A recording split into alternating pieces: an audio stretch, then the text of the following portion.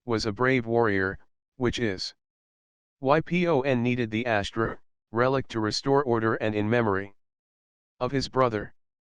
Pon had told the girls only a small white lie. The lads believed this and presumed that Dam had died from his bullet wound. They thought best not to dwell on it too much. And, as the police were no longer involved, it must be true. Deo returned to the girls' table and Pon spoke to her. She then came back over to the three boys and said, "Pon wants see the relic." Spock thought fast. "I have an idea," he said. They fetched Pon over to the table and told him that Spock, the great white monk, would bring down the relic.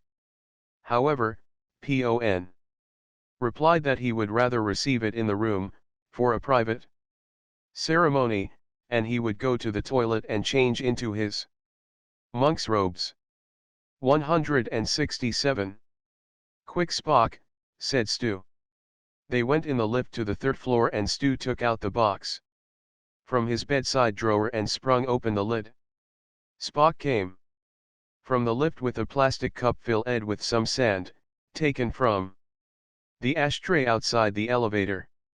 They placed some sand around the tissue paper that contained Nick's denture, shook out the excess into the sink and snapped shut the lid, and then Causal Y sat on the bed with the box on the bedside table after shaking it to make sure it sounded, and felt, similar to the original. Approximately 10 minutes later Pon, Deo, and Mu came to the room. Pon dressed in his monk's robes, with his sheathed sword on his red sash. He entered the room and caught a glimpse of the holy relic that was slightly dented from the fall. He spoke to Mu, who asked Spock if he could hold the box while Pon prayed. Spock picked up the box and presented it to Pon, who knelt down and took some essence sticks that he had obtained from the hotel reception and lit them. Wafting the wisps of scented smoke around the room, he chanted his mantra. The girls stood in silent prayer. Stu sat on the bed and smirked as Spock bent down like the Pope, with the golden box in his hand. And a stupid smile. Stu took a few photographs of this to finish off his film, and to give him something to do in order to stop him burst out laughing. Pawn's ceremony lasted about 15 minutes, and when it was over, he took the holy box, careful why wrapped it in a silk cloth, and placed it in his robe pouch. He then turned around to give a quick blessing to the girls, and smiled. He mentioned something to Deo, who scowled at him and spoke to Stu. "He wants to go out now." Stu had booked a room for Pon on the same floor. Pon became a little concerned about the relic's safety until Stu assured him that the girls would be staying in the room, so it would be well taken care of until they got back. Pon showered, then neatly and ceremoniously folded his robe and put his glaive on top for 168. Protection. He then went to Stu's room and handed the bundle to Deo, who placed it in the wardrobe. Stu and Spock returned from the mini-mart, and stocked the girls up with fruit-based alcoholic drinks and other provisions for the night. Nick, Spock, Stu, and Pon went into the hot sticky night air. "First on the agenda," said Spock, "we'll buy Pon some new clothes. He has been wearing the same jeans and t-shirt for 3 days now. Then," he continued, "I think SWA 6 would be a good place to start, on our mission to get the Mad Monk laid." It was a good night, the entertainment mainly being provided by a shy Pon. Although the language barrier was a bit of a problem, they overcame this with gestures. Pon translated through the many lady muggers who, like before, had swarmed onto the lads. The Thai women were not that receptive to Pon. And although he never mentioned the fact he was a monk, just The fact he was a Thai man, was enough to put the ladies off, as they would not receive any money from him. That problem, however, was soon overcome when Spock and Stu offered a rather buxom Thai woman 1,000 baht to take care of their friend and work colleague. Pon and the lady disappeared into a room above the bar, and returned several minutes later, with a glazed look over the face of Pon and a smiling lady who had just made the quickest 1,000 baht she had earned for a long time. They took Pon for a soapy at Sab Island, and by the end of the night, he was one of the lads. They had him drinking beer again, although they'd informed him that Heineken beer, because the bottle was green, contained no alcohol, unlike the Singa on the island. He fell for this and quickly became spannered and working his way to shitfaced. The lads decided they'd had enough laughs for one night and returned home to the girls at 1 o'clock. Embarrassed, Pon went along Stu's room and tried to act sober. He bowed to the girls and took his robes back to his room, and slept on the bed. He had already been on 3 that 169 night, so he thought he might as well sleep on a 4th, and, with a satisfied grin on his face, he fell into a blissful sleep. For 29 years, this little Tinja warrior had devoted his life unselfishly to his cause of wisdom and courage, on the path to enlightenment. It had taken 2 men from a strange country with their strange, non-religious habits, 3 days to lead him astray, and he enjoyed every minute. The other 3 went to Stu's room. Nick took Luan back to his room, as she was spannered, as were the other 2 girls. Stu had suggested a game of dominoes, but Deo spannered and, feeling in a romantic mood, gave Stu a long lingering kiss and started to rub his todger over his shorts, and then whispered, "Are you sure you want to play dominoes?" and nibbled his earlobe. Spock and Mu were shoved out the door, which was closed behind them. Mu looked at Spock and smiled. "You want boom boom?" Spock looked at Mu. "Shame not to," he said, and they rushed to their room. Public places such as airports, shopping malls, and hotels in Thailand have small conical metal bins. Rubbish goes in the main section. On top is a dish-like container filled with sand for cigarette stubs. As there is no smoking in elevators, they all have at least one of these on every floor to allow people to extinguish their cigarettes or cigars before getting into the elevator. 170. Most houses and business have small decorated shelves hung on the wall. These usually contain a statue of significance, Buddha, or a king, fruit and drink for offering to Buddha, and they have a sand-filled container for incense sticks. Every night, usually at 6 o'clock, they light the incense sticks and pray for continued good luck with their lives or business. This is an essential part of a Thai's life, and this routine is carried out daily. 171. Chapter 19. A loud sawing noise emanated from Stu's room, followed by the sound of Deo's voice. "Stop snoring, Pig William." Then silence. This had been going on for the last few hours. It started again, but stopped when there came a loud rap on the door. Grumbling, Stu got out of bed, put a towel around his waist, and opened the door. 2 armed, uniformed soldiers stood in the doorway. Stu drowsily looked at the soldiers, whose angry, expressionless faces stared at Stu. Behind the 2 soldiers stood a gentleman dressed in a smart white uniform with gold braid, and next to him, the mad monk. "Pon. What do you want?" asked a sleepy Stu. The smartly dressed man in the white uniform spoke English. and requested, "May we come in please?" Stu asked them to wait and closed the door. He went back inside the room, opened the curtains and windows, told Deo, and then reopened the door and invited them inside. The two guards remained outside. Taxon and Pon entered the room. Pon, who followed behind Taxon, got a clip around his ear from Stu as he entered, which made him chuckle. Taxon wayed Deo, who was sat up on the bed and a sheet covered her naked body. She tried to hold onto the sheet as she returned the way. Stu removed his clothes from the chairs in the room, and invited 172 them to sit. Taxon introduced himself, and told them that he was a representative of the king. Deo was in awe. Taxon went on to explain about the significance of the holy relic and express his gratitude for all their assistance in the recovery of the sacred item. Pon asked Stu to go to get Spock. Stu left the three in the room and walked past the guards who saluted him as he went to Spock's room.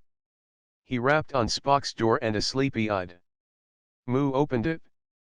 Spock still festered in bed. Stu told him about the events of the last few minutes. Spock slipped on his shorts. Moo wrapped a towel around herself, and they went along to Stu's room. The guards saluted the party as they entered. Spock could not resist the opportunity and looked the guards up and down as to inspect them. He then returned the salute and announced they should stand at ease and carry on, and, not understanding a word he was saying, the guards remained stone-faced, so Spock joined the others in the room.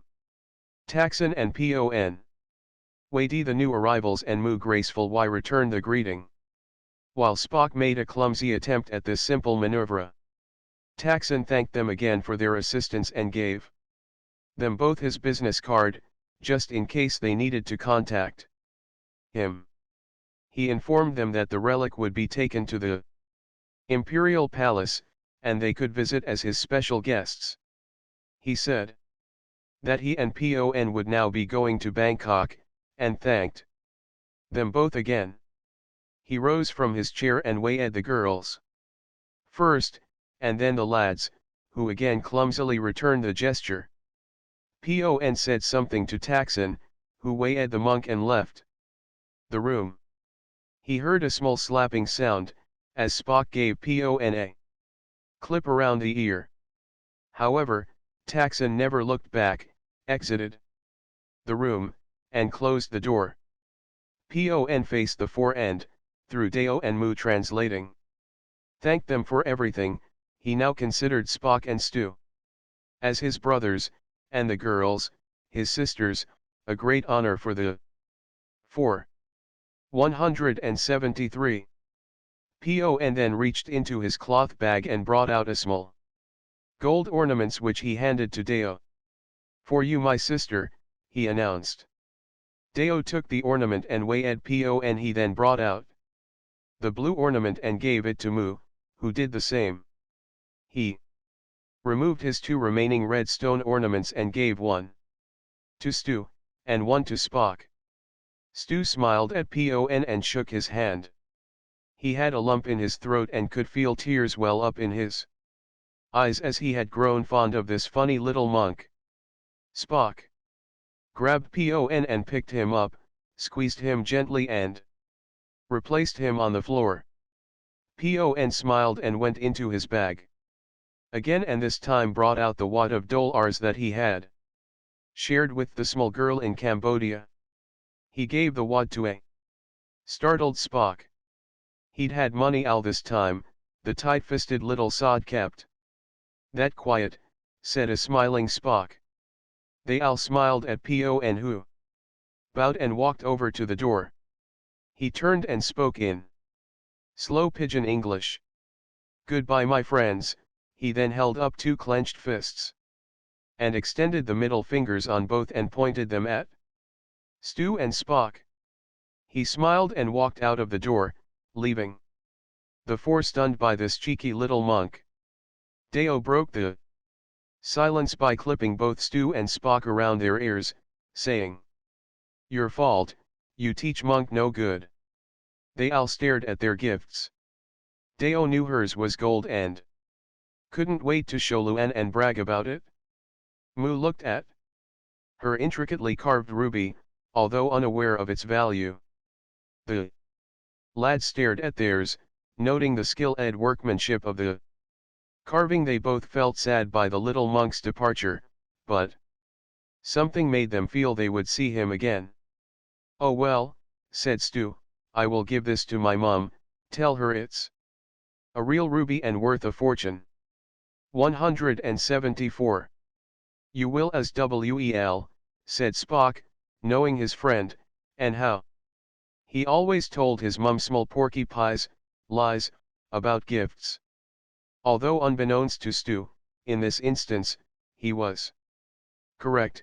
It was a 67-carat unfaceted, flawless ruby, and it was worth a fortune. The four looked at the wad of dollars that Spock had now laid out on the bed. "What should we do with this?" asked Spock. Deo counted the $100 bills. There was $2,600. "I know," said Spock, "remember that article we read in the local newspaper, the Pattaya today?" Stu had remembered, and they mentioned the idea to the girls, who agreed and pecked the boys on the cheek. "You are both JD, good heart," said Mu and Deo. Spock and Stu were now in the good books with the girls, and Al 4 decided to go eat breakfast and then go to Pattaya Park, a water theme park and recreation center.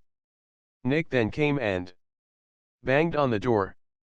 He had seen Pon leaving with some soldiers. "What happened?"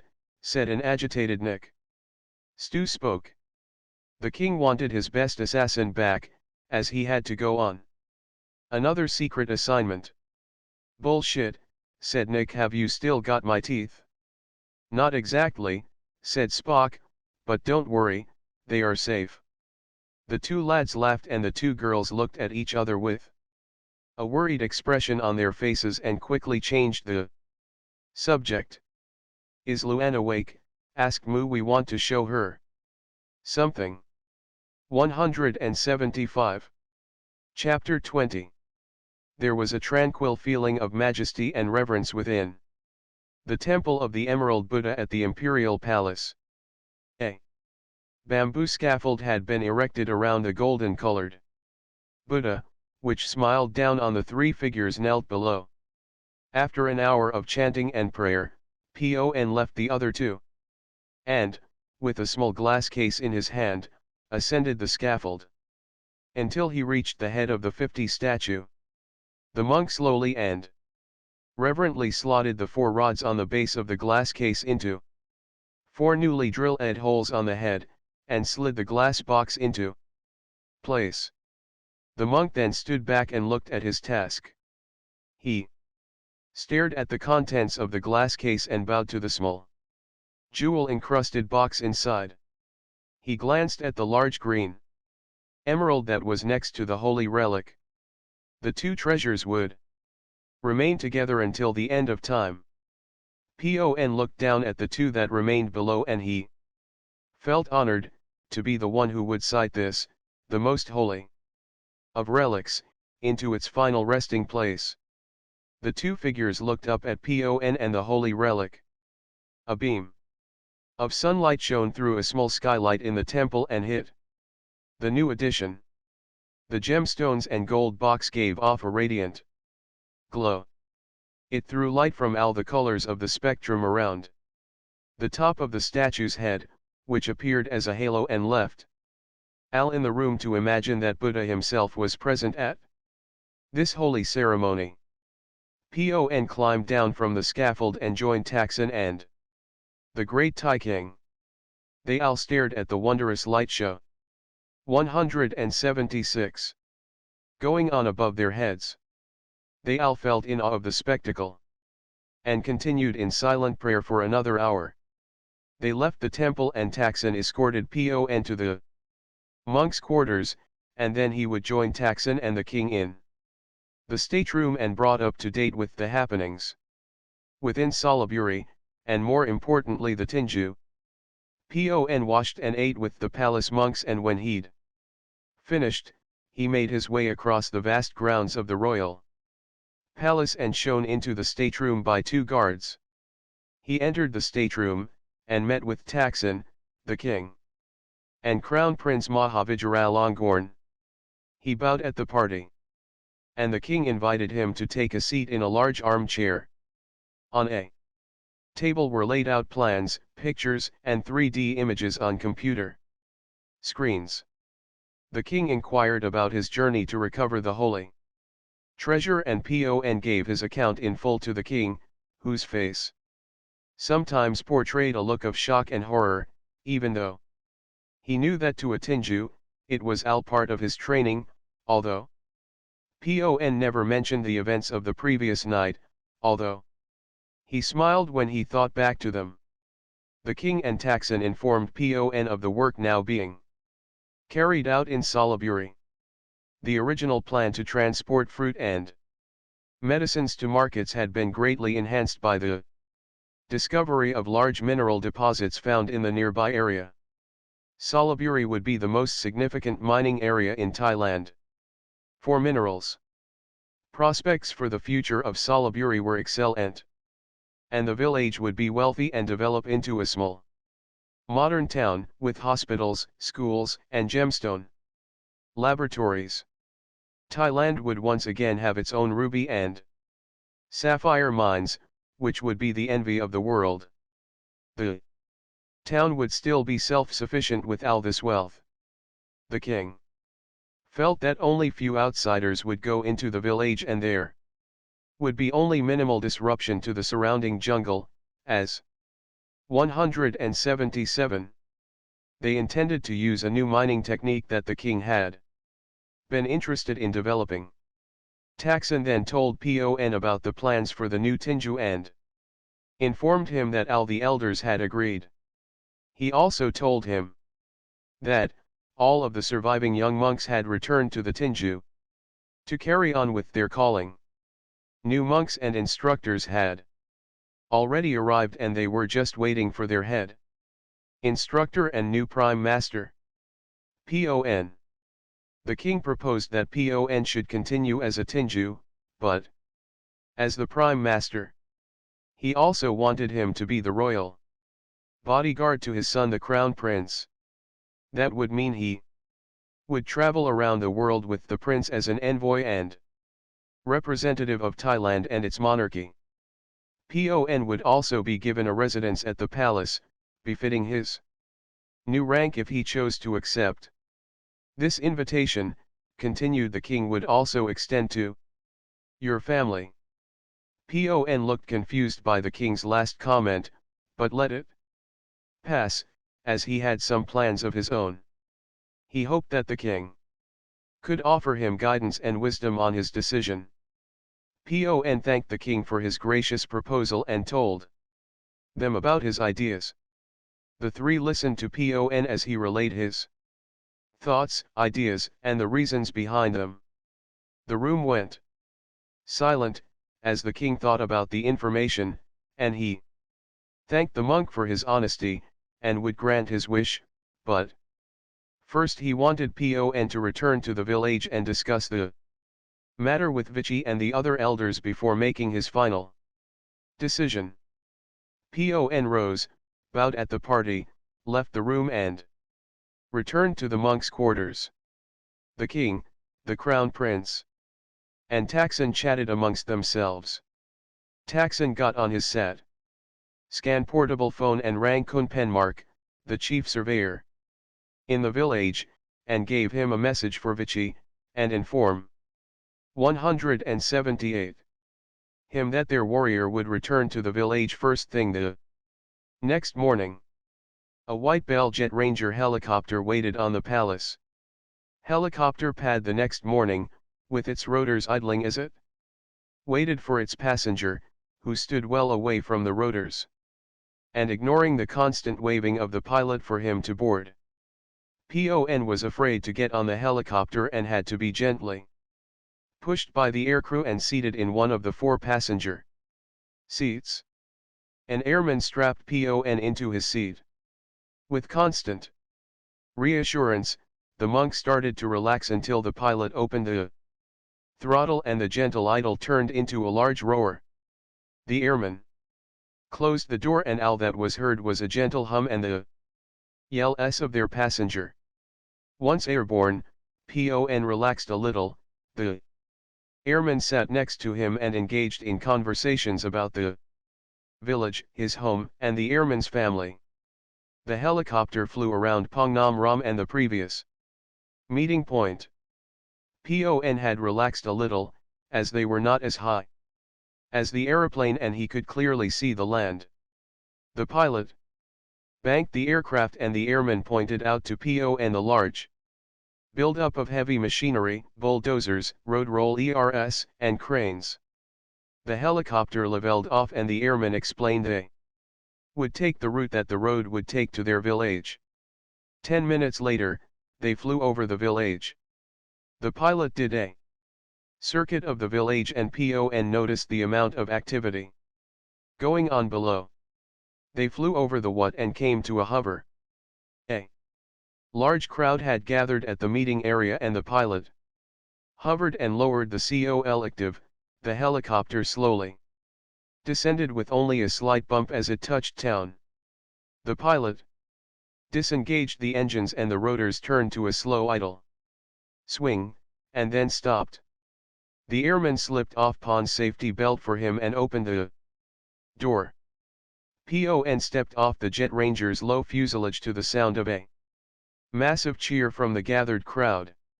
He was overwhelmed. 179. And waited and bowed to the people. He looked around. There was a small group who started to walk toward him. Pon noticed Vichy had walked unaided towards him and looked directly at him. Is it possible? Pon thought. He walked forward and the party met about 20 yards from the helicopter. They all stopped. Pon recognized the tearful old women with Vichy. It was Banti, his mother, and the man and 2 women with him must be his father and 2 sisters. The party wayed Pon and he returned the way. The old woman could not contain her excitement any longer, and went and hugged Pon. Her tears had now turned into a wail and uncontrollable sobbing and she never wanted to let go. His father and 2 sisters joined in and hugged their new prodigal son and brother. Everyone was in tears, even Pon. After a few moments of constant chatter and hugs and, still holding on to Pon, Vichy spoke. Welcome home, Prime Master. There is a lot to tell you, but now enjoy this moment with your family and we can meet up later. Master Vichy, exclaimed Pon, has your sight returned? Yes, Pon, said a smiling Vichy, the king's miracle. That explained a lot, thought Pon, after all he could make rain. The new family was led to the temple and left alone. It seemed the most appropriate place for a miracle. The family chatted, cried and prayed for a few hours and then Pon discussed his plans. He wanted to get their thoughts, before he talked to Vichy. After all, a family should make plans together. Pon didn't mention damn. He thought best that the old woman should continue to think her brave young son perished in the jungle 8 years ago. There was no point in muddying his memory as Dam had repented and atoned for his crime. Moreover, Banti had thought that she had lost both her sons. 180. With Jin, but now her son had turned out to be the bravest of warriors of the Tinju, so Pon decided to let her enjoy this moment and every moment from now on. Pon and his family left the temple after a few hours. Pon's father having to prise Banti off their new son and said, "Don't worry woman, he isn't going anywhere."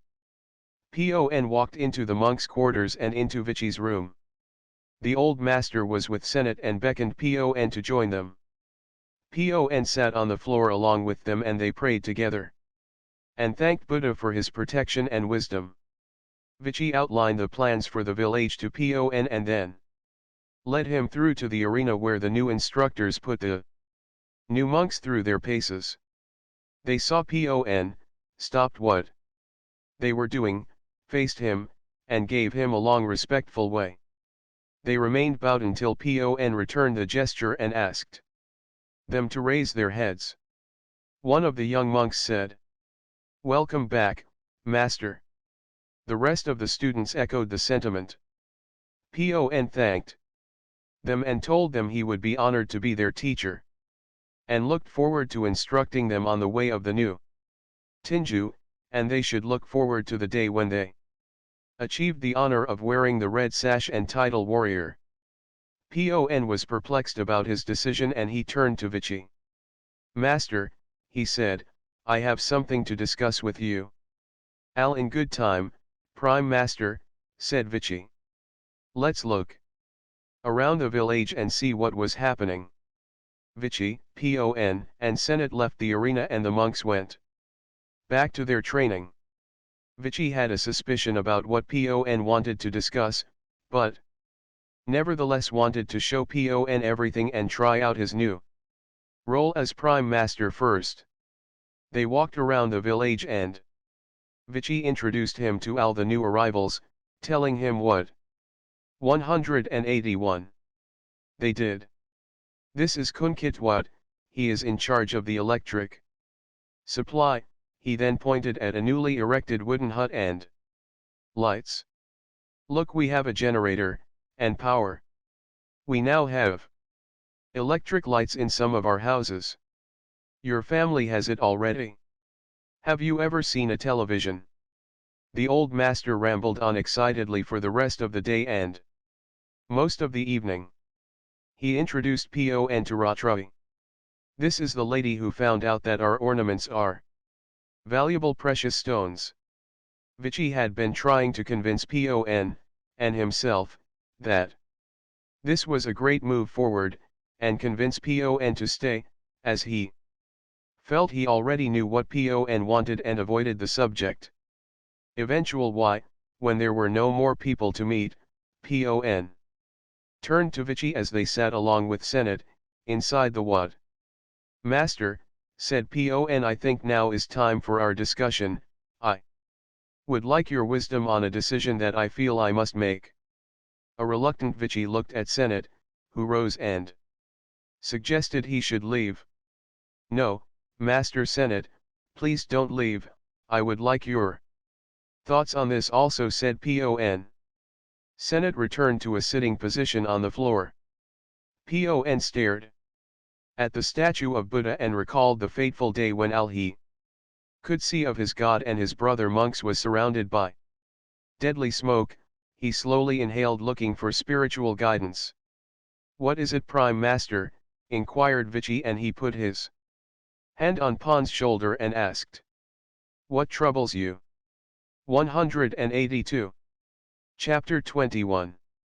That dreaded day had sprung upon them, a day that they would hate and had been counting down to.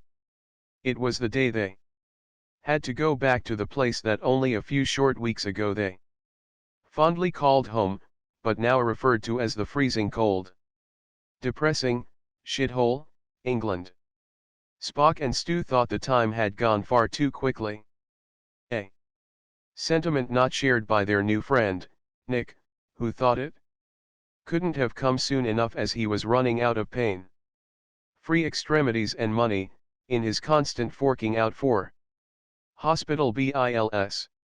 Their flight was due to leave at 3 p.m. and, with the time zone difference, they would arrive in England later the same evening. They had booked a taxi for 11 a.m. to take them to the airport, which gave them plenty of time to check in. They woke up early and silently started to pack, joined by Deo and Mu, who had moved several items into the room that they had called home for a few weeks. It was a somber air in both rooms as they slowly folded their belongings and packed them into their suitcases. Each item held a memory of the last few amazing weeks that had changed their lives. They had never been so happy or contented and knew, with the exception of Chunky, nobody would believe their tales. They had been told by one friend prior to leaving and, later by Nick, not to try to explain Thailand, as nobody would believe you. At the time Stu and Spock thought their friends had been talking rubbish, but now weren't so sure. It certainly wasn't. 183.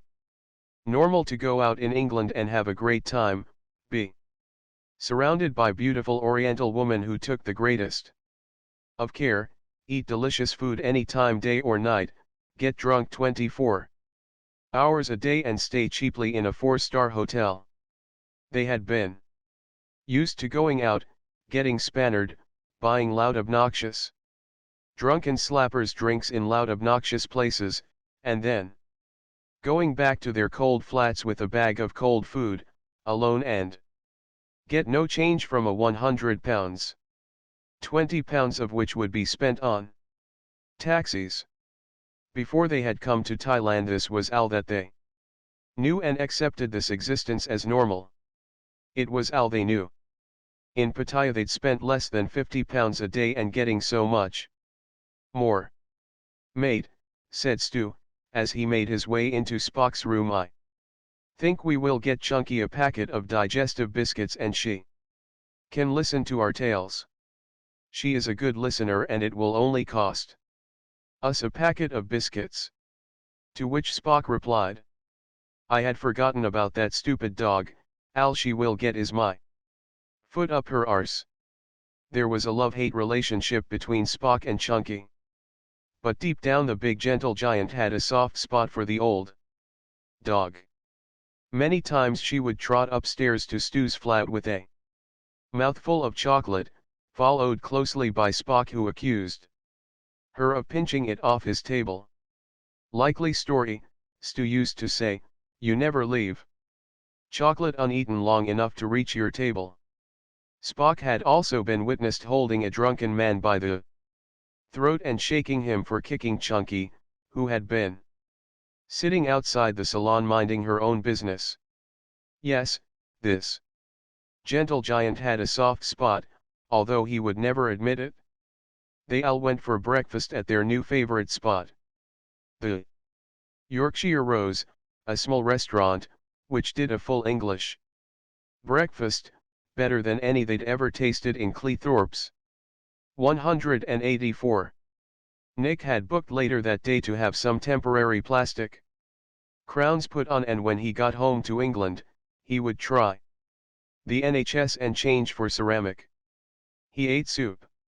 They ate breakfast and returned to the hotel to pay and get their belongings. Deo and Mu wanted to go to the airport to see the two lads off. Stu and Spock had given the girls 10,000 baht each, the night before, to take care of them for a while. The grateful girls had given them their treat in return, and neither of the two lads had a seed left between them. The Listerine share price also took a tumble as sales declined. Stu and Spock stood at the reception and waited for their bill. The hotel manager came to the desk and weighed the pair. You two do not have to pay, that had already been taken care of. The two lads looked at each other, confused, and then Spock said, "Pon must have had something to do with this, the little shit." Stu agreed, and said, "I hope someday we run into the amusing little chap again." They again signed Nick's plaster cast, and Spock asked, "Who was going to take care of you now?" "Certainly not you two FGMERFRBSDS," thought Nick. They waited in the courtyard of the hotel, and a large white chauffeur-driven car drove into the car park.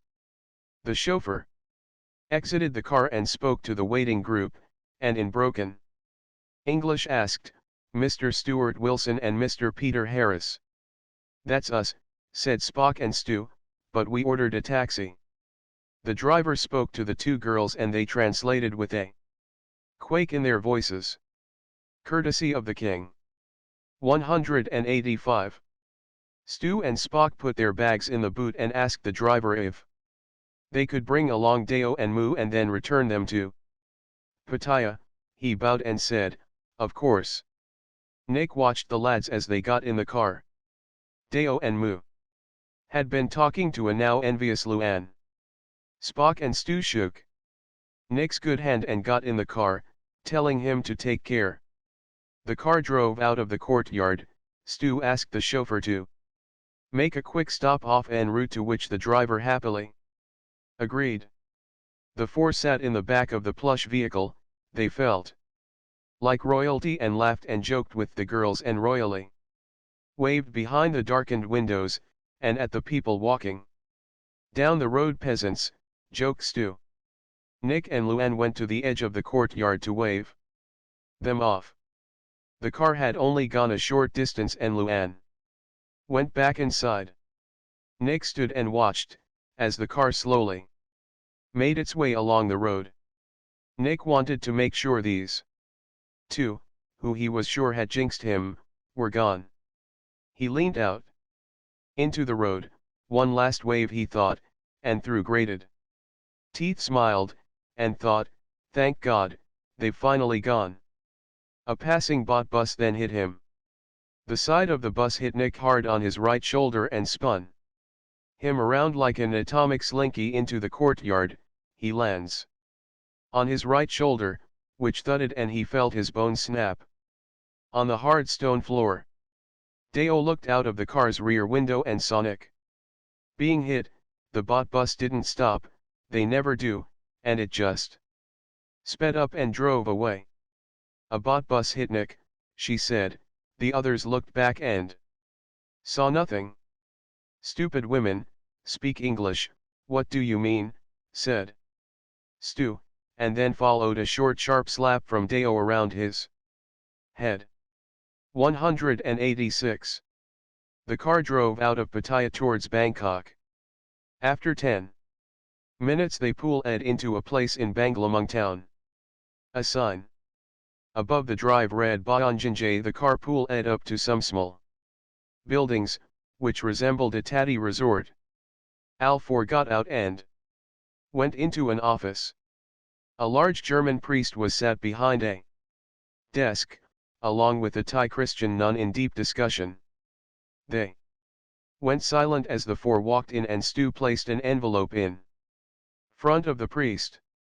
The four then turned, walked out of the office and got back into the car. The flabbergasted priest looked inside the envelope and showed the nun. They both smiled and looked out of the window as the large car reversed. They tipped the money onto the desk and stared. "There must be a few $1,000 here," said the priest. The sign on the wall behind him read Bayanjinjay, Pattaya Orphanage. The journey to Bangkok airport along the motorway was swift, however the mood in the car was solemn and silent. Although Stu did mention the answer to the question on the first page. The name of the couple who got married was Mr. and Mrs. Knott, so the two boys are not brothers. Moo had done this routine a few times, seeing men off, but never in this style, and never with the same feeling she felt being with Spock. This was Deo's first time and she felt strange. Although she and Stu had only been together a short time, she could not imagine being with anyone else other than Stu. "That will pass once they'd gone and we go back to working in the bar," explained Moo in Thai. Stu and Spock were gutted by it all, and mostly just held onto the girls. They wanted to take them home with them, but knew getting a visa was virtually impossible. Many people in Pattaya, who constantly moaned, had told them about this fact. 187. The car came to a halt outside the doors of Terminal 1, at Don Muan International Airport and the chauffeur removed Stu's and Spock's bags. They went inside the airport, accompanied by the girls, and checked in. They all stood holding onto their respective partners for the last time and arranged to phone regularly. Stu had already made plans in his mind that he would book another flight as soon as he got home. Deo and Moo said they would wait for them. The lads knew that meant they would still be working the bar and sleeping with strangers, but knew when they came back to Thailand, hopeful why the girls would finish with who they were with and go with them. This, although hard to accept, is the Thai way. Bar girls have to earn money, and the only way is to go with foreigners. Stu and Spock both offered to send money to them. But unlike most girls, they turned down the offer. "I will wait for you," said Deo, and Stu assured her she would not be waiting long. "And next time I will take you to England," he said. "I never want to be without you, and Dueng Deo Wilson has such a nice ring to it." They both laughed, and with one last hug Deo and Moo walked away and towards the door. Stu and Spock watched them and waved as the two girls exited. There was always a somber feeling in the departure lounge. At the Bangkok International Airport, many of the leaving tourists stay with their holiday companions until the end, not wanting to let go. It must be the saddest place in the world. Both Stu and Spock had lumps in their throats and felt like bursting into tears. They composed themselves and walked into the departure lounge. Their lives would never be the same. Thais require a visa to enter countries outside Southeast Asia. It is a well-known fact the United Kingdom is one of the most difficult to obtain. Most embassies just stamp the visa as routine. However, for UK it is a strict interview with copies of guarantees and bank 188 statements and funds available for the person's stay. The Thais also need to have a reason to return, business, property, etc., and a healthy bank account. Even then, it is not guaranteed that they will obtain a visa, even just for a short holiday, and marriage to a Thai does not guarantee a visa, which can be a long process, hindered by non-descript, grey-suited jobs worth 189. Chapter 22. A lone figure stood in the palace temple in front of the 50-foot gold statue, previously named the Temple of the Emerald Buddha and now known as the Temple of the Sacred Light. Here stood someone else whose life had been changed over the past few weeks. Pon stared at the two holy relics positioned side by side on top of the statue's head. The scaffold had been removed and the temple was silent. He knew that in a short matter of time, the afternoon sun would shine directly through the skylight, and for about 2 hours a day, a dramatic and fantastic display of dancing, spectral lights would surround the top of the statue as the two treasures bounced sunlight off each other, and created it a wholly bright aura. The temple would reopen to the public the following day. After a ceremony by the palace monks, new and old Tinju, who were on their way to Bangkok, Vichy would perform and lead the ceremony. The royal family would be in attendance, and it would be an awesome spectacle. Pilgrims would flock from all over the kingdom to pack out the temple. People from around the world and every walk of life would be able to gaze upon the new wonder of the world, the Buddha's light. Pon would have his hands full with his new positions. His thoughts turned to the quick transformation in his life. He knew it would take time for him to adjust. His new family were already housed in large quarters in the palace grounds. He had discussed his ideas with Vichy and Senate. Although his lifelong ambition was to become a prime master, he never thought himself worthy 190. At this stage and, after committing several sins, he'd decided he wanted breast implants and to become a ladyboy. Only joking. He would accept the king's offer and become bodyguard to the crown prince. He would instruct and guide the new monks on the path of enlightenment and ways of the Tinju, but not as the prime master. He thought that he wasn't yet wise enough to undertake this role and had spent long hours in discussion with Vichy, who told him that he understood and mentioned that the prime master's position would be kept available for him for when he decided the time for him to undertake the role was right. They had decided, Pon should take up his new role and relocate with his new family to the palace.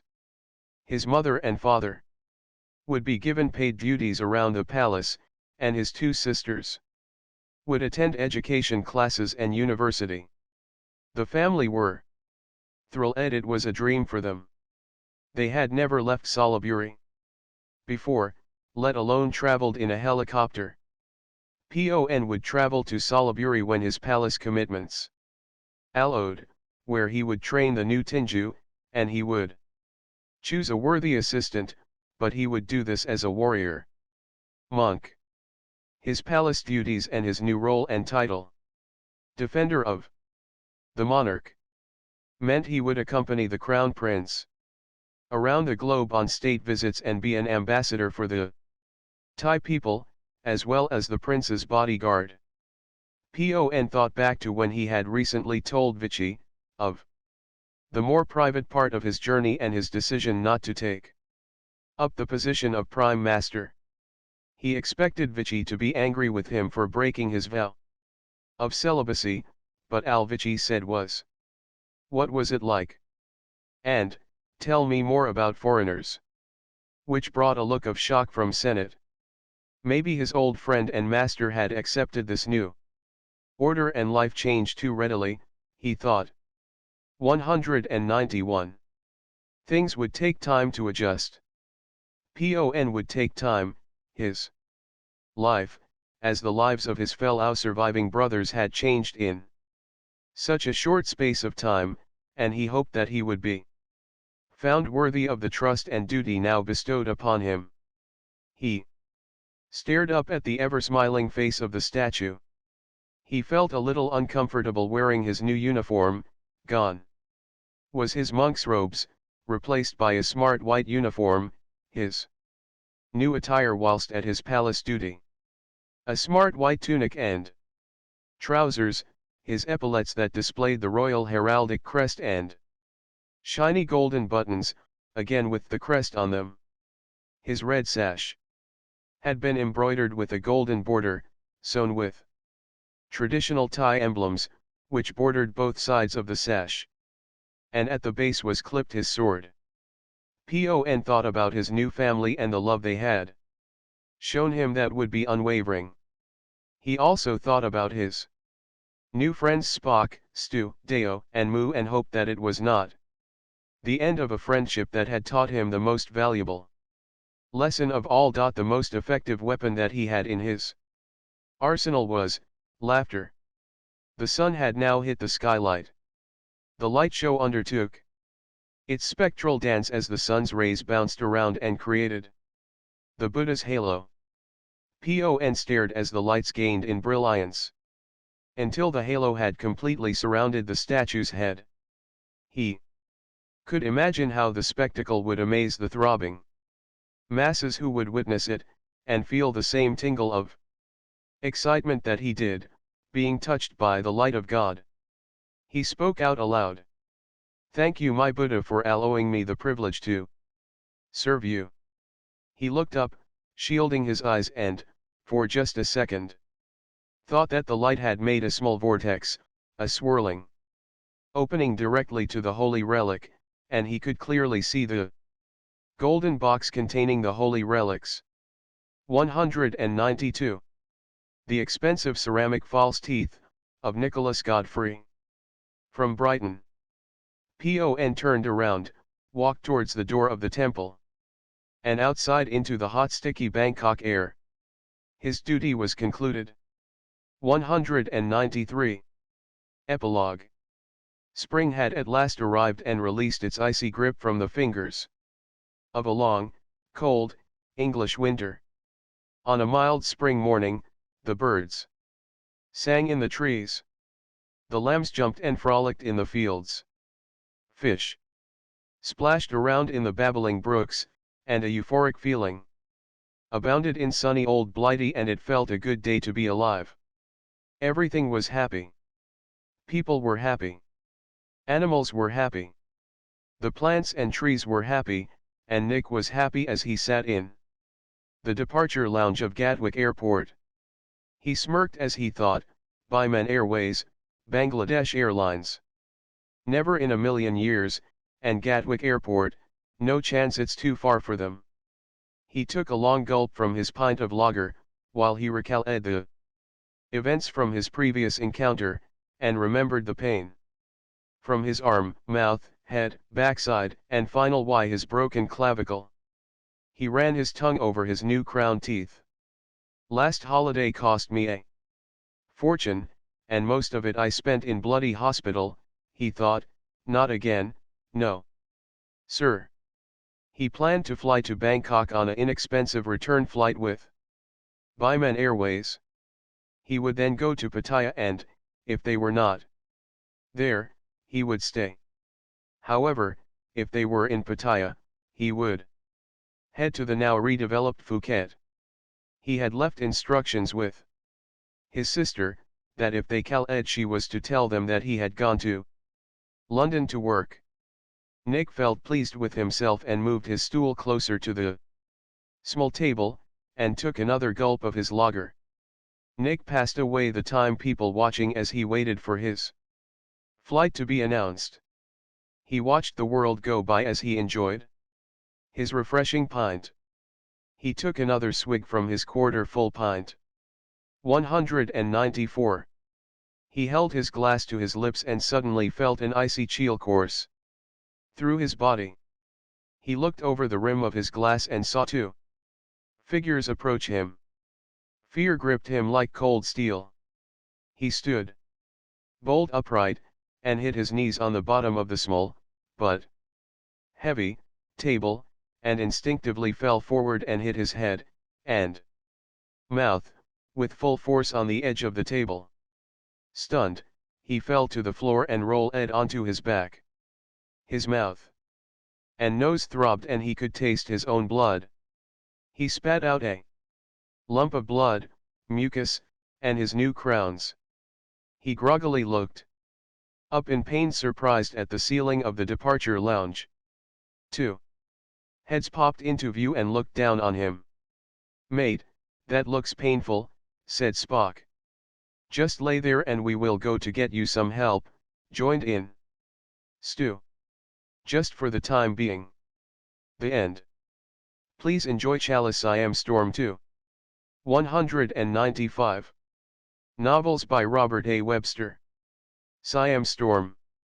A stolen relic launches a deadly chase through Thailand, where three English lads are having the holiday experience of a lifetime.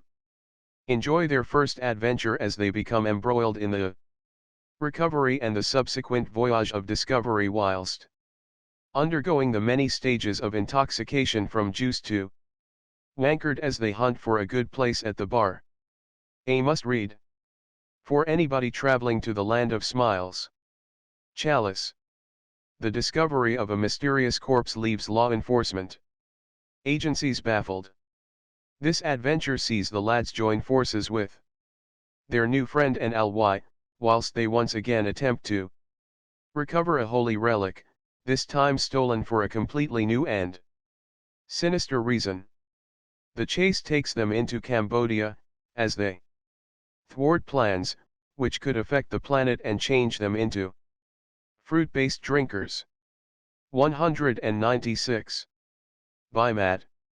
A kidnap and ransom demand lead our hapless heroes into a pursuit through Vietnam. They encounter an old foe, driven by obsession in his revenge-driven quest. This time they face many challenges in both their adventure and their personal circumstance, and although they almost lose everything, they never lose hope. Trilogy. All three Southeast Asia adventures. P.A.T.H. A team of three psychics use their unique talents to provide a link between the mortal world and the celestial plane in order to locate lost treasures and return them to their recipients. 1 particular case finds the team caught up in a plot that had been conceived during World War II, then instigated in the present day. The team has to solve a mystery that threatens to split the delicate fabric joining the two worlds. The return of the Reich. Spice. Ben Bakewell is a master baker with a unique gift that made him the grand master of his culinary craft. More commonly known as Cake, he meets up with Ravath, a Cambodian man residing in England who has spent the majority of his life trying to trace his long-lost family. Jed Culver is a disgraced D.E.A. agent whose bitterness for his old employer and lust for revenge lead him along a deadly 197 path, as he also pursues the plant, although for a far more sinister gain. This thrilling, but yet sometimes hilarious quest, takes you from the glitz and glamour of the fashionable London restaurant scene, to the wild, untamed tropical forests surrounding the Cardamom Mountains region of Southeast Asia, as the participants race to discover the whereabouts of a remarkable plant and locate a misplaced family. Fossils. Enjoy the hilarious antics of an elderly four-piece band as they embark on a whirlwind tour of several countries in Southeast Asia, unaware of their amazing worldwide success. Steve Baker, Strat, Elvin Stanley, Chippers, Charles Clark, Nobby, and Wayne Logan, Styx, more famously known as Fossils, are four musicians from varying background who are inadvertently united and form a band with a unique and exciting sound that filled an auditory hiatus that has been lacking for decades in the modern-day music industry. Pursued and hounded by ruthless record producers, this unassuming rock band discover a new, exciting and carefree way of life, which they enjoy to the fullest, or at least what remains of it. Viagra, snuff, and rock and roll.